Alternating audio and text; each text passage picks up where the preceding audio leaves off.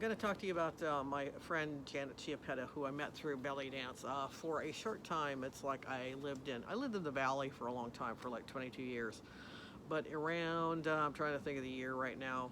I think it was 96. 96 for about 7 months. I lived in Ventura, city of Ventura. I had a house and everything, and it's like I didn't really know anybody up there. It's like I didn't have any friends up there or anything. We did end up coming back down to the valley and moved to North Hollywood, which I felt much more at home there. But Ventura's pretty. It's a really nice city. But anyway, so I found an ad or something for some belly dance gigs and stuff, so I decided to call it, because I didn't know anybody in belly dance up there. And it's like I was trying to figure out what she was doing and stuff. And I started talking to her. Her name was Janet Chiapetta, and she, it's like she invited me to come over to her place. She was like that. She would, like if she found out somebody was interested in dancing and stuff, she would invite them over, and she invited me over, and we had. I think we watched some VHS tapes, and listened to some music and stuff. And then we became friends. I got to know her, and we became friends.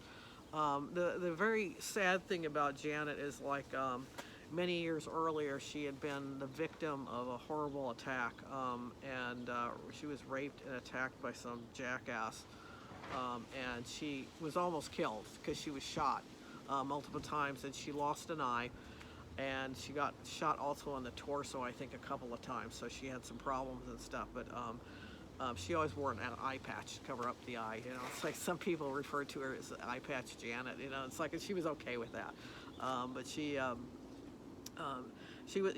was a very good person, and she was a good dancer. She always danced, did gigs and stuff, and she danced at a lot of showcases. There were a lot of belly dance showcases all the time, so she would perform there too. So I got to know her, and we stayed in touch for a number of years. And it's like she went to Marianne's show. We'd go to Marianne's swap meet.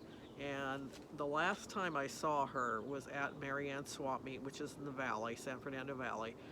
And she came over and said she had a bunch of Habibi magazines, the old ones when it looked like a newspaper and stuff, Habibi magazines, and she sold them to me like for like $20 or something, and there were a big stack of them. So I still have them and stuff. I'm glad she gave them, sold them to me, that I ended up with them, because it's like a nice memory of her, because maybe about, I think maybe 6 months later or so, she had passed away from a stroke, which was, really, sorry to see her go. She was, I think she was in her, I don't know how old she was. I think, she was older than me, but she, it's like she succumbed to, it may have been a late effect of, when she was attacked and stuff. But I wanted to end this with a happy note. That's like, it's like I always remember her. It's like I probably have video of her somewhere, but and I've got pictures of her, and there's pictures online of her, and a lot of people, she had a lot of friends that cared about her, and she had a nice home up in the Ventura area, that she really enjoyed. So I just wanted to say, do a nice little video on Janet.